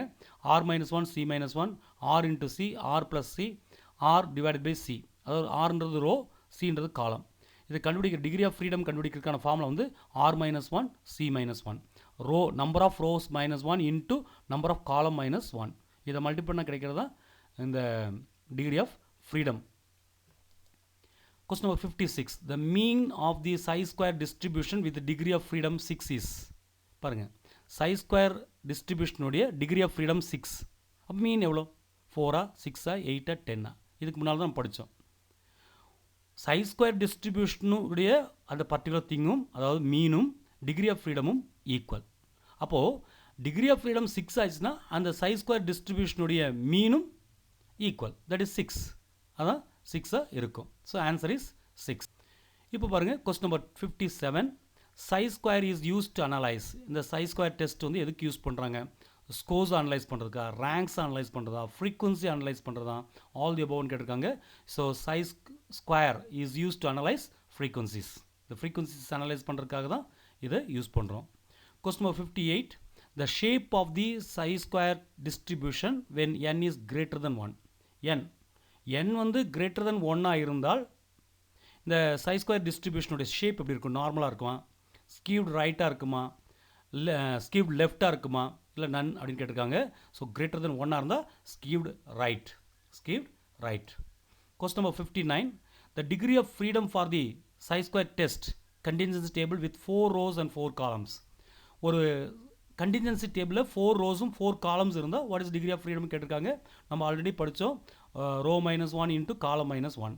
அப்போ 4 minus 1 is 3, 4 minus again 4 minus 1 is 3, 3 into 3 9. So degree of freedom is 9. இந்த ஃபார்முலா யூஸ் பண்ணி கண்டுபிடிச்சிடணும். ஸோ இதெல்லாம் வந்து சாம்பிள் கொஸ்டின். நீங்கள் வந்து ஏற்கனவே டீட்டெயிலாக நான் வந்து கோரலேஷனில் டீட்டெயிலாக எக்ஸ்பிளைன் பண்ணியிருக்கேன். கோரலேஷன் 3 வீடியோ இதில் நான் அப்லோட் பண்ணியிருக்கேன் சென்டம் டியூட்டரில். நீங்கள் சென்டம் டியூட்டரில் போய் அந்த 3 வீடியோவை தரவாக பாருங்கள். Will get all the details. Minimum lot of examples are also given. அது படித்து முடிச்சு திருப்பி ஒரு ரசம் கூட ஆன்சர் பண்ணி பாருங்கள். You will get better idea. இதெல்லாம் சாம்பிள் கொஸ்டின்ஸ் தான். அப்போ நீங்கள் இதை ப்ரிப்பேர் பண்ணும்போது you can create your own questions. இப்படியெல்லாம் இந்த கொஸ்டின் கேட்பாங்க. காரணம் இதே மாதிரி கேட்க மாட்டாங்க. இதே கொஸ்டினை வேறு விதத்தில் கூட கேட்கலாம். So you can understand. அதை அண்டர்ஸ்டாண்ட் பண்ணணுன்னா நீங்கள் கொஸ்டின் படித்து ஆன்சர் மட்டும் பார்த்து போனால் பத்தாது. அந்த கொஸ்டினில் இருக்கக்கூடிய மீனிங்கை கான்செப்டாக அண்டர்ஸ்டாண்ட் பண்ணணும். அப்போ அந்த கான்செப்ட் மீனிங்கை அண்டர்ஸ்டாண்ட் பண்ணிங்கன்னா வாட் எவர் தி கொஸ்டின் வந்து டிஃபிகல்ட் லெவல் டெப்த் அப்படின்றது வந்து it's meaning is different. Depth அப்படின்னு கிடையாது. நீங்கள் வந்து அந்த கொஸ்டின் எந்த அளவுக்கு அண்டர்ஸ்டாண்ட் பண்ணியிருக்கீங்க அப்படின்னு பார்க்குறது தான் டெப்த். நம்ம படிக்கிறோம் சைக்காலஜியில், நம்ம வந்து படிக்கிறோம் பையனுடைய இது படிக்கிறோம். அதாவது நம்ம என்ன பண்ணுறோன்னா பையனை வந்து நம்ம கொஸ்டினை படிக்க வைக்கிறோம், 1 மார்க் கொஸ்டினை படிக்கிறோம். அதே கொஸ்டினை கேட்டால் மேலோட்டமாக கேட்குறது, அதே கொஸ்டினை வேறு விதத்தில் கேட்குறது அவனுடைய நாலேஜை வந்து அவனுக்கு சரியாக அந்த கான்செப்டை அண்டர்ஸ்டாண்ட் பண்ணால் மட்டும்தான் வேறு விதத்தில் கேட்டால் அண்டர்ஸ்டாண்ட் பண்ண முடியும். அதனால் நீங்கள் வந்து இந்த கொஸ்டினுடைய கான்செப்டை, இந்த கொஸ்டினில் இருக்கக்கூடிய விஷயத்தை தரவாக அண்டர்ஸ்டாண்ட் பண்ணுங்கள். இந்த கொஸ்டினையோ இல்லை இது மாதிரி வேறு கொஸ்டினையோ கேட்டாலும் you can answer properly. So அது உங்களுடைய வேலை. அப்போ ரிப்பீட்டடாக நீங்கள் படித்தா மட்டும்தான் அது முடியும். ஸோ ரிப்பீட்டடாக படிங்க. எக்ஸாமுக்கு நிறைய டைம் இருக்குது. So but don't waste time. ரிப்பீட்டடாக படிங்க. Wish you all the best. Thank you for watching this video. Thank you very much.